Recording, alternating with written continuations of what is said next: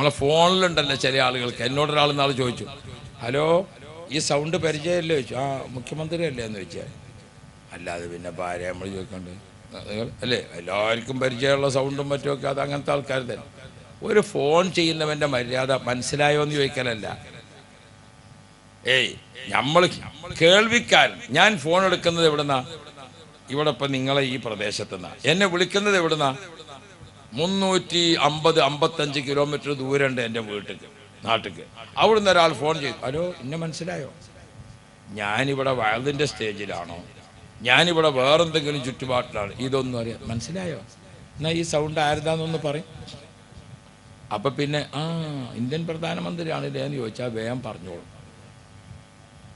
ഒരിക്കലും മര്യാദയല്ലാതെ ഏതൊരാളെ വിളിച്ചാലും ഹലോ അസ്സലാമു അലൈക്കും, ഞാൻ കൂറ്റമ്പാറ ഉസ്താദ് എന്ന് ആദ്യം തന്നെ ഫ്രം അഡ്രസ് അങ്ങോട്ട് പറയണം. അല്ലാതെ പറയാതെ ആളെങ്ങനെ സ്വീപ്പാക്കിയിട്ട് ഇനി മനസ്സിലായോ എന്നാ ഒന്ന് പറഞ്ഞാണ്. ഞാനൊക്കെ ഇങ്ങനെ എല്ലാവരും കാണുന്ന ആളാണ്. എവിടുന്ന് ഒരാളെ കണ്ടാലും അസ്സലാമു അലൈക്കും, തന്നെ അല്ലേ, അവിടെ തന്നെ അല്ലേ ഇപ്പം എവിടെ. പിന്നെ അയാൾ ഇങ്ങോട്ട് നമ്മളെ സ്വീപ്പാക്കുക എവിടെ? അതിനൊന്നും ചോദിക്കാൻ നിൽക്കേണ്ട കാര്യമില്ല. നമ്മൾ ആവശ്യം പറയല്ലേ വേണ്ടത്. ഹലോ എന്നെ മനസ്സിലായോ? ഫോണിൽ. അതേപോലെ തന്നെ ചില ആളുകൾ മരിച്ച സക്കറാത്ത് കിടക്കാണ്, അയാളോട് എന്നിട്ട് നിങ്ങൾ ഞാൻ അറിഞ്ഞോ? അതൊന്നും ചോദിക്കേണ്ട സമയമല്ല. പിന്നെന്താ വേണ്ടത്? ലാ ഇലാഹ ഇല്ലല്ലാഹ് നമ്മളവിടെ ചൊല്ലിക്കൊടുക്കുക. അതേപോലെ തന്നെ നല്ലോണം ദ്വാർന്നു കൊടുക്കുക. ഇതൊക്കെയാണ് മര്യാദ. കേൾവി ശക്തി ഇങ്ങനെ നിലനിൽക്കും. ഓ പ്രിയപ്പെട്ടവരെ, നമ്മുടെ കേൾവി ശക്തി നിലനിൽക്കുന്ന കാലത്തെല്ലാം ഏറ്റവും കൂടുതൽ കേട്ടത്, പിന്നെ സംസാരശേഷി വന്നു.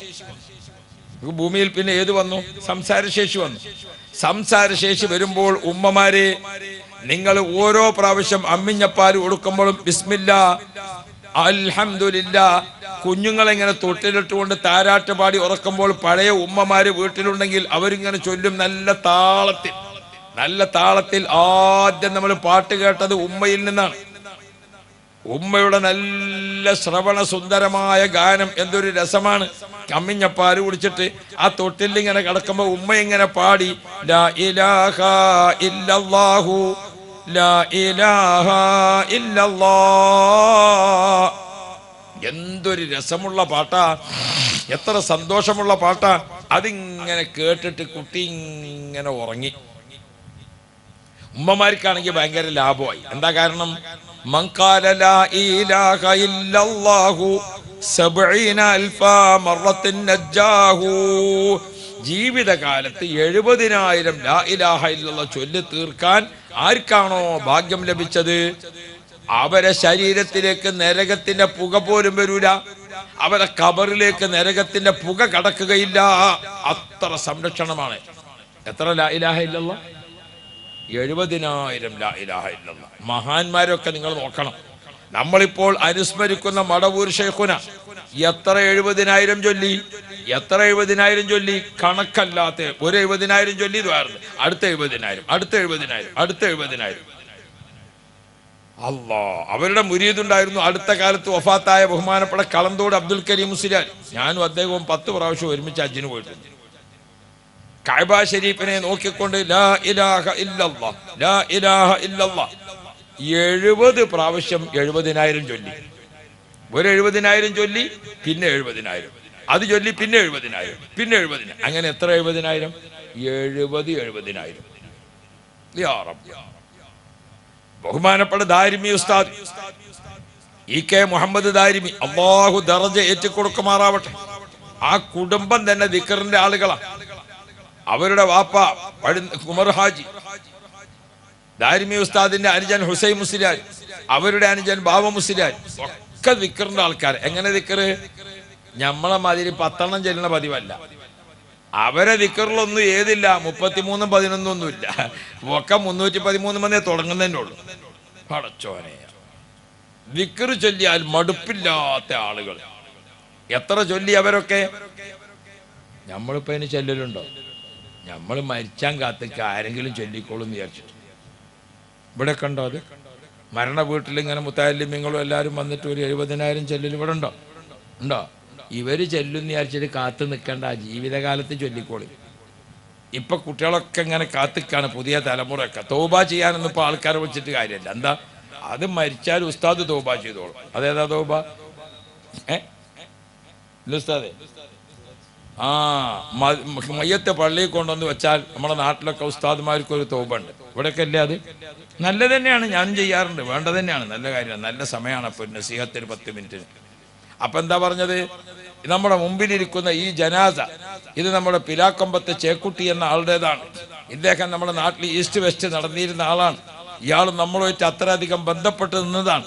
ഇയാളുമായി ആർക്കെങ്കിലും പൊരുത്തപ്പെടാത്ത വാക്കടപാടുകൾ ഉണ്ടെങ്കിൽ അത് നമ്മളൊക്കെ അള്ളാനെ വിചാരിച്ച് പുറത്തു കൊടുക്കണം. അപ്പൊ നമ്മളൊക്കെ മനസ്സിൽ നിന്ന് വിട്ടു എന്ന് കരുതുക അല്ലേ.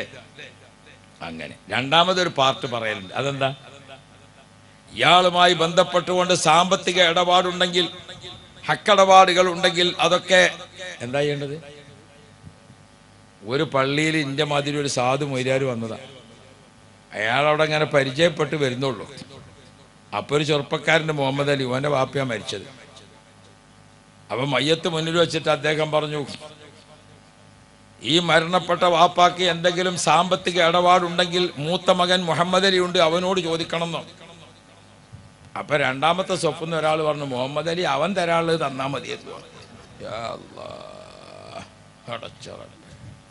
വാപ്പാൻ്റെത് പിന്നല്ലേ. ഞാൻ എല്ലാവരോടും ഓർമ്മപ്പെടുത്തുന്നത്, മുഹമ്മദ് അലിനെ കണ്ട് മരിച്ചാൽ നിൽക്കണ്ട. നമ്മളെ ഹയാത്ത് കാലത്ത് വല്ല ഖൈറും ചെയ്യാൻ വിചാരിച്ചിരിക്കണമെങ്കിൽ നമ്മൾ തന്നെ ചെയ്തോളി. മുഹമ്മദ് അലി ചെയ്തെങ്കിൽ ചെയ്ത്, മനസ്സിലായോ? ആരെങ്കിലുമൊക്കെ വന്ന് 70,000 ചെല്ലും എന്ന് വിചാരിച്ച് കാത്തു നിൽക്കലല്ല. ഹയാത്ത് കാലത്ത്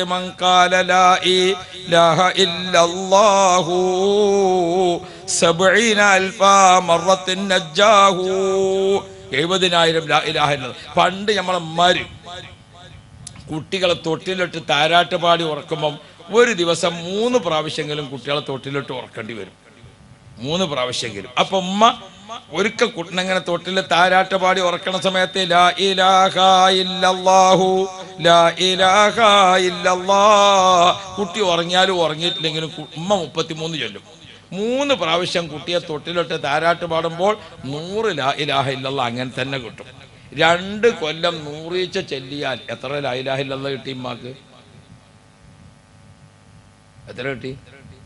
ഇന്ന് നമ്മളെ പുതിയ ഉമ്മമാര് താരാട്ടിങ്ങനെ പാടുമ്പോൾ എന്താണ് ചൊല്ലുന്നത് എന്ന് ഓർക്കണം. അപ്പൊ അവിടെയാണ് നമ്മൾ വ്യത്യാസം മനസ്സിലാക്കേണ്ടത്. ഇപ്പൊ നമുക്ക് കുറച്ച് വലുതായ ശേഷം കുട്ടി അനുസരണക്കേട് കാണിക്കുമ്പോൾ അപ്പൊ നമുക്ക് പല പ്രശ്നങ്ങളുമാണ്. ഇമാം ഷാഫി റളിയല്ലാഹു അൻഹുവിന്റെ ഉമ്മ കുട്ടിക്ക് അമ്മിഞ്ഞപ്പാൽ കൊടുത്തതുപോലെ മക്കളെ വളർത്തുമ്പോൾ ഗർഭകാലത്ത് മുതൽക്ക് ശ്രദ്ധിച്ചു പോന്നാൽ ഉമ്മ ഗർഭകാലത്ത് തന്നെ ഇങ്ങനെ ശ്രദ്ധിച്ചിങ്ങനെ പോന്നിട്ട് കുട്ടിയെ 2 കൊല്ലം വളർത്തിയാൽ ആ കുട്ടിയെ മോനെ അല്ലെങ്കിൽ മോളെ എന്ന് ഉമ്മ വിളിച്ചാൽ ആ വിളിക്ക് ഉത്തരം കുട്ടി നൽകൽ എങ്ങനെ? മോളെ എന്ന് വിളിച്ച ചുണ്ട് കൂടുമ്പോൾ ഉമ്മയുടെ കാൽക്കൽ കുട്ടി എത്തിയിട്ടുണ്ടാവും. മോനേന്ന് വിളിച്ചാൽ മുറ്റത്ത് കളിച്ചുകൊണ്ടിരിക്കുന്ന മോനെ മോനേന്ന് വിളിച്ചാൽ കുട്ടി ഓടി ഉമ്മയുടെ കാൽക്കലെത്തും. ചുണ്ട് കൂടുന്നതിന് മുമ്പ് അവിടെ എത്തും കുട്ടി. അതിനങ്ങനെ വളർത്തണം. അമ്മിഞ്ഞപ്പാൽ കൊടുക്കുന്നത് മുതൽ ഗർഭകാലം മുതൽ. നമ്മളെ കുട്ടികളെപ്പം മോനേന്ന് വിളിച്ചാൽ മോൻ അവിടുന്ന് ഏന്ന് പറയും. അതന്നെ ഓൻ്റെ സൗണ്ട് ഒന്ന് കേൾക്കാൻ അത്ര തന്നെ ഉണ്ടാവുള്ളൂ. ഇനി ഓൻ അങ്ങോട്ട് വരണമെങ്കിൽ വേറെ പറയണം. എന്നാൽ തന്നെ ഓൻ വരുമോ വരൂലേ എന്നുള്ളത് വേറെ പ്രശ്നമാണ്. ആളടയിൽ നിന്ന് മക്കളെ വിളിക്കാൻ നിൽക്കുമ്പോൾ ഒന്ന് ആലോചിച്ച് വിളിച്ചാൽ മതി. മോനെ വാപ്പ വിളിച്ചിട്ട് വന്നില്ലെങ്കിൽ ആളടയിൽ നമുക്കൊരു മോശം വരും അല്ലേ. വാപ്പ വിളിച്ചിട്ടും വരാത്ത മകനാണെന്ന് അവനൊരു ചീത്തപ്പേരും വരും. വാപ്പ വിളിച്ചിട്ടും കൂടി മകൻ വന്നിട്ടില്ല എന്നുള്ള വർത്താനൊക്കെ നമ്മളെ നാട്ടിൽ അങ്ങനെയാണ്. ചെറിയ സംഗതി കിട്ടിയാൽ മതിയല്ല അല്ലേ. ഇപ്പം എല്ലാ സംഗതി അങ്ങനെയാണ്. പണ്ടൊക്കെ നമ്മളെ നാട്ടിലൊക്കെ ഒരു ചെറിയ ചായപ്പീടി ഉണ്ടായി. ചായ കുടിക്കാൻ ഒരു പുട്ടും ചായയൊക്കെ കുടിച്ചുകൊണ്ട് ആ പീടിയൊക്കൊലയുമ്പോഴാണ് മന്ത്രിസഭ ഉണ്ടാക്കലും നമ്മളെ മന്ത്രിസഭ തകരലും തെരഞ്ഞെടുപ്പ് നടക്കലും ജയിക്കലും ഒക്കെ. ആ പീടിയൊക്കൊലയിൽ ഇങ്ങനെ ഇരുന്നിട്ട് ജയം തീരുമാനിക്കും, തോൽവി തീരുമാനിക്കും. ഇപ്പം പിന്നെ അങ്ങനത്തെ ചായക്കടല്ല. ഇപ്പം മകരി മിസ്കരിച്ചൊക്കെ ചാനലിൻ്റെ മുമ്പിൽ ഇരുന്നിട്ട് ഈ ചായക്കടയിൽ വർത്താനൊക്കെ അപ്പം അതിൻ്റെ മുമ്പിൽ ഒരു വിവരമില്ലാത്ത ആൾക്കാർ ഇങ്ങനെ പറയാണ്. അവിടുത്തെ സാധ്യത, ഇവിടുത്തെ സാധ്യത, മറ്റോടത്തെ സാധ്യത. ക്യാ ഫായിദ ഹൈ. ഇതൊക്കെ കഴിഞ്ഞിട്ടാണ് എണ്ണി നോക്കാന്നല്ലാതെ. ഇന്നാളൊരാളോട് നോൻപിന് ചോദിച്ചു, മോനെ ഇന്ന് നോമ്പ് എത്രയായി എന്ന് ചോദിച്ചു. മറ്റേ മാസം കാണുമ്പോൾ നിർത്ത ഉസ്താദയാണ്. അപ്പോൾ എത്രയാണെന്നൊന്നും എണ്ണാൻ നിന്നിട്ടില്ല. മാസം മറ്റത് കാണുമല്ലോ, അതുവരെയാണ് നോൽക്കാൻ. അള്ളാഹു നമുക്ക് ഖൈറ് തരട്ടെ. അള്ളാഹു റബ്ബി. ഒരു കുട്ടി ബക്കറ്റുമായിട്ട് വരുന്ന കുട്ടിയും ചെറുതാണ്, ബക്കറ്റ് അതിലാറും ചെറുതാണ്. പക്ഷേ നിങ്ങൾ കൊടുക്കണ പൈസ അതിനനുസരിച്ച് ചെറുതാക്കരുത്. നമ്മൾ ഈ ചെറിയ കുട്ടിയായിരുന്ന സമയത്ത് റമളാനിലൊക്കെ വഅദിന് പോയാൽ കുറച്ച് ആൾക്കാരുള്ള പള്ളിയിൽ നിന്ന് വഅദ് പറഞ്ഞാൽ നല്ലോണം പൈസ കിട്ടും. കാരണം ഓരെല്ലാവരും ഒരു 50 100 എടുത്തുങ്ങാണ്ട് ഒരു സംഖ്യ ആക്കും. കുറേ ആളുണ്ടാകുമ്പോൾ ഒക്കെ 5 ഉറുപ്പ്യ കൊടുക്കുക. ബക്കറ്റ് നിറഞ്ഞ് നിൽക്കുന്നുണ്ടാവും. അത് എണ്ണി നോക്കിയാൽ ഐസ് വാങ്ങി മടിയിലിട്ട മതിരാ. കോല് മാത്രമേ കുറച്ച് കഴിഞ്ഞാൽ ഉണ്ടാവുള്ളൂ. അപ്പോൾ അള്ളാഹു തആല നമുക്ക് ഖൈറ് തരട്ടെ. എല്ലാവരും നല്ലോണം സംഭാവനയൊക്കെ കൊടുക്കണം. അള്ളാഹു തആല റഹ്മത്ത് ചെയ്യട്ടെ. നമ്മളെ സഹോദരിമാരുടെ അടുത്തേക്ക് പിരിവ് പോകണില്ലേ? അല്ലേ? എന്താണ് ആശുമൊഴിയുടെ സ്ത്രീകളുടെ അടുത്തേക്ക് പോകണില്ലേ? അവരുടെ അടുത്തൊക്കെ പോകണം. അവർ വീട്ടിൽ നിന്ന് ഇറങ്ങുമ്പോൾ തന്നെ എല്ലാ നാട്ടിലും എനിക്കറിയാം, ഉമ്മമാർ വീട്ടിൽ നിന്ന് ഇറങ്ങുമ്പോൾ തന്നെ പഴയ കാലത്ത് 5 രൂപയും 10 രൂപയും കൊണ്ടാണ് പോരാ. ഇപ്പം 50 100 ആയിട്ടാണ് പോരാ. 5ഉം 10ഉം ഒന്നും ഇപ്പോൾ ഒരാളും കൊടുക്കൂല. ഇപ്പൊക്കെ ഉമ്മമാരൊക്കെ വയലിന് വരുമ്പോൾ ഒരു 50 ഉറുപ്പ്യ 100 ഉറുപ്പ്യ ബക്കറ്റിലിടാൻ കരുതി വരും. പിന്നെ നിങ്ങളത് വാങ്ങാൻ വേണ്ടി പോയില്ലെങ്കിൽ പെണ്ണുങ്ങൾ പറയും, ആ കൂറ്റമ്പാറ ഉസ്താദ് എന്ന് പറഞ്ഞിട്ടൊരാൾ ഇവിടെ വയലിന് വന്നു, അന്നൊരു 100 ഉറുപ്പ്യ കൊടുക്കാനും കൂടി പറ്റിയില്ല. അങ്ങനത്തെ വയലാണ് അയാൾ പറഞ്ഞത്. എൻ്റെ പേരിലൊരു കേസ് ഉണ്ടാക്കരുത് നിങ്ങൾ. അള്ളാഹു തആല നമ്മളെ ഉമ്മമാർക്കൊക്കെ നീ ഖൈറ് കൊടുക്കണേ അല്ലാ. എല്ലാവർക്കും നീ സന്തോഷം കൊടുക്കണേ അല്ലാ. ഹബീബുനാ മുഹമ്മദ് മുസ്തഫ നമ്മൾ ഓർമ്മിപ്പിക്കുന്നുണ്ട്, ഹയാത്ത് കാലത്ത് ഇങ്ങനെ ദിക്ർ വർദ്ധിപ്പിച്ചു ചൊല്ലണം. 70,000 ദിക്ർ ചൊല്ലിയാൽ എത്രയാണ് ഇതിന്റെ പ്രതിഫലം? അപ്പോ എൻ്റെ പ്രിയപ്പെട്ടവരെ, അമ്മിഞ്ഞപ്പാല് കൊടുത്തുകൊണ്ട് കുട്ടി വളരുന്ന കാലത്ത് തന്നെ കുട്ടി ദിക്ർ കേട്ടുകൊണ്ട് വളരട്ടെ, ഖുർആൻ കേട്ടുകൊണ്ട് വളരട്ടെ. അത് ഗർഭാശയത്തിൽ നിന്ന് ആരംഭിച്ചുകൊണ്ട് തന്നെ തുടങ്ങും. ഭക്ഷണം, ഭക്ഷണത്തിന്റെ പൊതി കയ്യിൽ കിട്ടിയാൽ നല്ല റാഹത്താണ്. പിന്നെ എനിക്കും സന്തോഷമാണ്. അതും പിടിച്ചിട്ട് അധികം ഇരിക്കാൻ പറ്റില്ല. അതുകൊണ്ട് നമുക്ക് വേർക്കാൻ എളുപ്പമായി. അള്ളാഹു തആല ഖൈറ് തരട്ടെ. എന്നാൽ കൊടുക്കാം ആളുകൾക്ക്, അല്ലേ? ആ സ്ത്രീകൾക്ക് കൊടുത്തോ? അവർക്ക് ആദ്യം കൊടുക്കണം, അല്ലേ? വീട്ടിൽ നിന്ന് അവർക്ക് ആദ്യം കിട്ടി ശീലായില്ലേ, അതുകൊണ്ട് അവർക്ക് തന്നെയാണ് ആദ്യം കൊടുക്കേണ്ടത്. നമ്മളെ ആണുങ്ങളെ വിചാരം നമുക്കാണ് ആദ്യം കിട്ടുന്നത് എന്നാ. നല്ല വിചാരം നമ്മളെ രക്ഷപ്പെടുത്തട്ടെ. അല്ലേ? പെണ്ണുങ്ങൾ രുചി നോക്കാത്ത ഒരു കറി ഇതുവരെ കിട്ടിയിട്ടുണ്ടോ? ഇല്ലേ? നമ്മളെ നാട്ടിലൊരു ചെറുപ്പക്കാരൻ പറഞ്ഞു, ഉസ്താദെ ഭാര്യക്ക് തീരെ ഭക്ഷണം വേണ്ട. എങ്ങനെ വേണ്ടി വരുന്നത്? 1 കിലോ ഇറച്ചി വാങ്ങി, അതിവിടെ മേശപ്പുറത്തെത്തിയപ്പോഴേക്ക് 600 ഗ്രാമുള്ളൂ. അപ്പം അതെന്താ? 100 ഉപ്പുണ്ടോ നോക്കി, 100 ഗ്രാം മുളകും മസാലയും ഒക്കെ പിടിച്ചിട്ടുണ്ടോ നോക്കി, 100 ഗ്രാം എന്തായി വേവ് ഭാഗമായിട്ടുണ്ടോ നോക്കി. 400 ഗ്രാം ഓള് നേരത്തെ കഴിക്കൽ കഴിഞ്ഞിക്കല്. പിന്നെ ഓക്ക് ഭക്ഷണം വേണ്ടി വരിക. ഞാൻ ഇവനോട് ചോദിച്ചു, നീ അതിന് ബേജാറായിട്ട് കാര്യമില്ല. അള്ളാഹു റബ്ബി, അത് നമ്മളെ സഹോദരിമാർക്ക് അള്ളാഹ് കൊടുത്തൊരു സൗഭാഗ്യമാണ്. അതിന് നമ്മൾ അംഗീകരിച്ചു കൊടുക്കണം. അള്ളാഹു ഓൽക്ക് റഹ്മത്ത് ചെയ്യട്ടെ. നിങ്ങളൊരൊറ്റൊന്നൊരു ആമീൻ പറയുന്നില്ലല്ലോ. എന്തെങ്ങളെ ഭാര്യമാർ പെങ്ങന്മാരോടൊക്കെ നിങ്ങൾക്കൊരു വെറുപ്പുള്ള പോലെ. നമ്മളെ നാട്ടിലൊക്കെ വേദ പറയുമ്പോൾ അവർക്കൊക്കെ ഖൈറ് കൊടുക്കട്ടെ അറിയുമ്പോൾ എല്ലാവരും ആമീൻ പറയും. എന്തുകൊണ്ട്? ഭാര്യമാരും ഉമ്മമാരും ഓൽക്ക് ഖൈറുണ്ടെങ്കിൽ നമ്മളെ വീട്ടിലൊരു സമാധാനമുള്ളൂ, അല്ലേ? അള്ളാഹുവേ, ഞങ്ങൾക്ക് എല്ലാവർക്കും നീ ഖൈറ് തരണേ അല്ലാ. അത് ശരി, നിങ്ങളെ ഒഴിവാക്കിയോ എന്ന് വിചാരിച്ചിട്ടാണ് നിങ്ങൾ ആമീൻ പറയാതിരുന്നത്. അൽഹംദുലില്ലാഹ്, അള്ളാഹു റഹ്മത്ത് ചെയ്യട്ടെ. ഹബീബുന മുഹമ്മദ് മുസ്തഫ. ഇരിക്കുന്ന ആളുകൾ എവിടേക്കും നോക്കേണ്ടതുമില്ല, അനങ്ങേണ്ടതുമില്ല. ഭക്ഷണത്തിൻ്റെ പൊതി നിങ്ങളെ കയ്യിൽ കിട്ടും, എല്ലാവർക്കും കിട്ടും. എന്തേ മക്കളെ, 2 ആൾ ഒരു റൂട്ടിൽ തന്നെ പോകുന്നു, ഒന്നൊരു ഭാഗത്തും പോകുന്നുണ്ടായിരുന്നില്ലേ? ഇവരിങ്ങോട്ടാണ് പോകുന്നത് നിങ്ങൾ അറിഞ്ഞിട്ടില്ല, അല്ലേ? അതാണ്. ആയിക്കോട്ടെ, നിങ്ങൾ എത്തി നിർത്തി നിങ്ങൾ കൊടുത്തോളി. എല്ലാവർക്കും ഭക്ഷണത്തിൻ്റെ പൊതി കിട്ടും, ഉറപ്പാണ്. അഥവാ കിട്ടിയിട്ടില്ലെങ്കിൽ അടുത്ത ബറാത്തിന് നന്നാക്കി ഓതുക. അല്ലാതെ നമ്മൾ കുറ്റപ്പെടുത്തിയിട്ടല്ല. ബറാത്തിൻ്റെ അന്ന് ഉറങ്ങിപ്പോയിട്ട് പിന്നെ ഇപ്പം ഭക്ഷണം കിട്ടാത്തതിന് പറഞ്ഞിട്ടല്ല. നേർച്ച ഭക്ഷണമാണ്. മടവൂർ ശൈഖുനയുടെ പേരിലും ബഹുമാനപ്പെട്ട ജാഫർ തങ്ങളുടെ പേരിലുള്ള നേർച്ചൻ്റെ ഭക്ഷണം. നേർച്ച ഭക്ഷണം ഒരു ഔഷധമാണ്, അതൊരു മരുന്നാണ്. ബിസ്മി ചൊല്ലി അല്പമായി അൽഹംദുലില്ലാ ചൊല്ലി അള്ളാഹുവിനോട് ഖൈറിനെ തേടിക്കൊണ്ട് കഴിക്കുക. അപ്പം അത് ഔഷധമായി വരും. അള്ളാഹുവെ നീ കബൂലാക്കണേ അല്ലാ. ഈ ഭക്ഷണം കൊടുക്കുന്നതിന് വേണ്ടി മാംസം നൽകിയവർ, അതേപോലെ തന്നെ അരി നൽകിയവർ, അതിന് സഹായിച്ചവർ, അത് കഷ്ടപ്പെട്ട് പാകം ചെയ്തവർ, എല്ലാവർക്കും നീ റഹ്മത്ത് കൊടുക്കണേ അല്ലാ, എല്ലാവർക്കും നീ ബർക്കത്ത് കൊടുക്കണേ അല്ലാ. അൽഹംദുലില്ലാ അൽഹംദുലില്ലാ. ഇവിടെ ഒരു പാത്രം മുഴുവനോടെ വെച്ചു പോയിട്ടുണ്ട്. ഞങ്ങൾക്ക് രണ്ടാക്കുവാണോ എന്ന് അറിയില്ല. നമ്മൾ രണ്ടാളെ കൂടെ സ്റ്റേജിലുള്ളൂ അല്ലേ? ചിലപ്പോൾ നമുക്ക് രണ്ടുപേർക്കും ആയിരിക്കും. അള്ളാഹു തആല ഖൈറും ബർക്കത്തും തരട്ടെ. കിട്ടിയില്ല എല്ലാവർക്കും? കാര്യമായ സംഗതി പറയുമ്പോൾ നിങ്ങൾ ചോറിലായാലേ, പണ്ടൊരാൾ വയലിന് വന്നിരുന്ന് തിരിച്ചു പോകുമ്പോൾ അദ്ദേഹത്തോട് ചോദിച്ചു, എങ്ങനെയുണ്ട് ഇന്നത്തെ വയല് എന്ന് ചോദിച്ചു. ഇന്ന് വയല് കുറവാണ്, കാര്യമായിട്ട് ദുആയാണ്. അപ്പം എന്താ, അയാൾ വരുന്നിരുന്നപ്പോൾ ഉറങ്ങാൻ തുടങ്ങിയതാണ്. അപ്പോൾ തുടക്കത്തിലെ ദുആ, പിന്നെ പോകുമ്പോഴാണ് എന്നിട്ട് അപ്പോൾ ഒടുക്കത്തിലെ ദുആ. ഇന്ന് വയല് കുറവാണ്, ഒക്കെ ദുആ തന്നെയാണ്. ഇങ്ങനെയൊക്കെ വയല് കേൾക്കുന്ന കൂട്ടത്തിൽ ആളുകളുണ്ടാവും. അല്ലാഹു തആല ഖൈറ് തരട്ടെ. ഹബീബുന മുഹമ്മദ് മുസ്തഫ സ്വല്ലല്ലാഹു അലൈഹി വസല്ലം. നല്ല മോന്, അള്ളാഹു ഖൈറ് കൊടുക്കട്ടെ. ഓനക്ക് നമുക്ക് തരാൻ തോന്നിയാലും അല്ലേ, അതല്ലേ കുട്ടികളെ സന്തോഷം. അൽഹംദുലില്ലാഹ്. അപ്പൊ കഴിഞ്ഞില്ലേ മക്കളെ? വേഗം കൊടുക്ക്.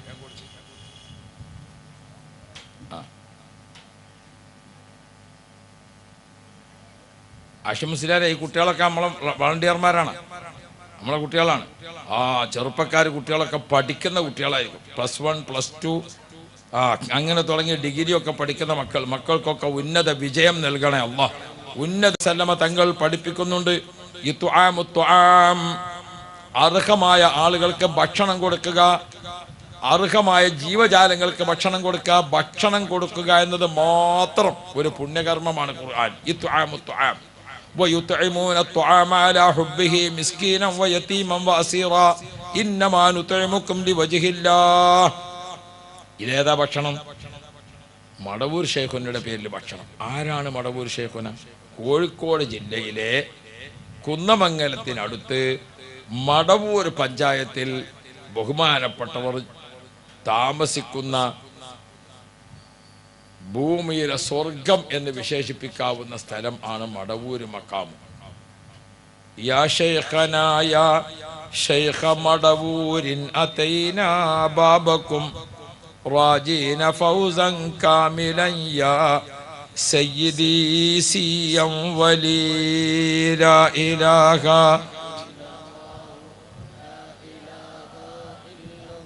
അല്ലാഹ് ലാ ഇലാഹ كنت قد أخفيت أمرك أولا ثم انتشر منك أنوار الولاية سيدي سيا ولي لا إله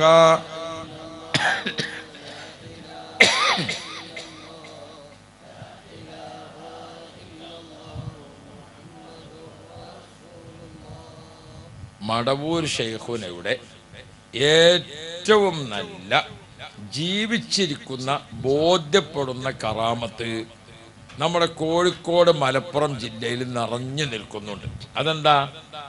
ഒരു ഗ്രാമത്തിൽ ഒരു ചെറിയ മദ്രസ, ഒരു ചെറിയ പള്ളി, ആ പള്ളിയും മദ്രസയും, ആ മദ്രസയിൽ പഠിക്കുന്ന കുട്ടികൾ, ആ മദ്രസയിൽ പഠിപ്പിക്കുന്ന ഉസ്താദുമാര്, അവർക്ക് അവരുടെ ശമ്പളം, ഒരു വർഷത്തെ ചെലവ്, ഈ സംഗതികളൊക്കെ നടന്നു പോകുന്നത് എങ്ങനെ?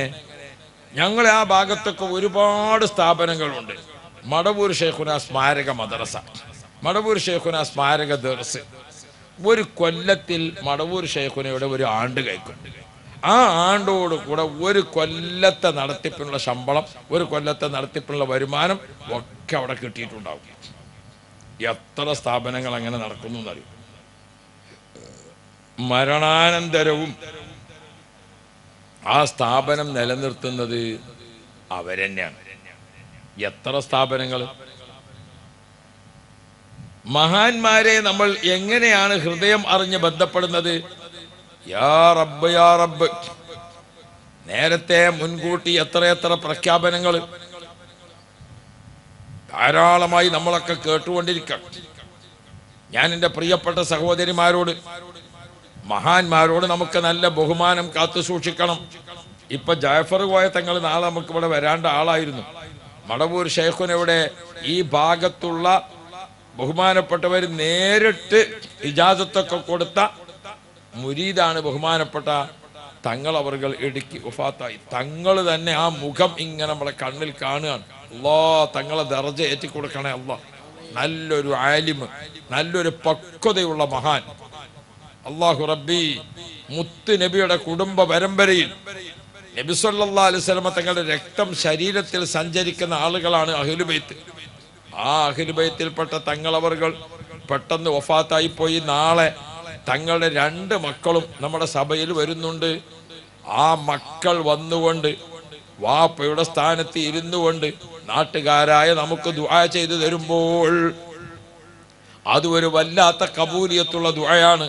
നാട്ടിലെ സഹോദരങ്ങളെ, ഒരു നാട്ടിൽ നടക്കുന്ന നേർച്ചകൾ, ഒരു നാട്ടിൽ നടക്കുന്ന പരിപാടികൾ, അല്ലാഹു റബ്ബി ഭക്ഷണം ഉണ്ടാക്കിയിട്ട് എല്ലാവർക്കും പാകം ചെയ്ത് നടത്തിക്കൊടുക്കുന്ന നേർച്ചകൾ, അത് നാടിനെ അപകടത്തിൽ നിന്ന് രക്ഷിക്കും, ആഫത്തിൽ നിന്ന് രക്ഷിക്കും, ഭൂമികുലുക്കത്തിൽ നിന്ന് രക്ഷിക്കും. അങ്ങനെ ഒരുപാട് ആപത്തുകൾ തടയപ്പെടാൻ നമുക്ക് മഹാന്മാരുടെ അനുസ്മരണങ്ങൾ